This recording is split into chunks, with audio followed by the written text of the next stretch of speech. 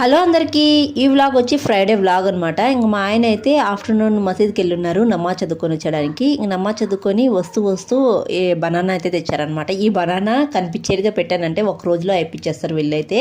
అందుకు ఎక్కడైనా పెట్టి అన్నం తినిన తర్వాత ఇవ్వు అని చెప్తున్నారనమాట. ఇంకా వీళ్ళు కూడా నమాజ్కి వెళ్ళున్నారు.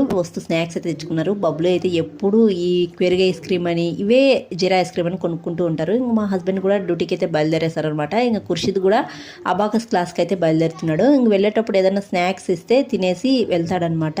ఇంక పప్పాయి అయితే కట్ చేసి ఇచ్చాను, తినేసి అయితే వెళ్ళారు. ఇంక నేను ఫ్రైడే కాబట్టి ఈవినింగ్ పాయసం అయితే చేస్తున్నానండి.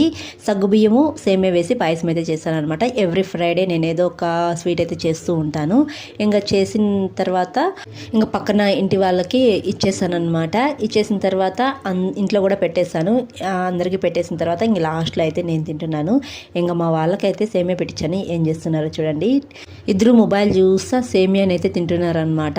ఈ మధ్య మా బబ్లు చాలా ఓవర్ యాక్షన్ చేస్తున్నాడు. ఇది చూడండి, ఒక ఫోటో అంటే ఫేస్ ఎలా పెడుతున్నాడు అది చూసారా? అలా ఉంటుంది మా బబ్లుతో. అంతే ఈ వీడియో. బాయ్.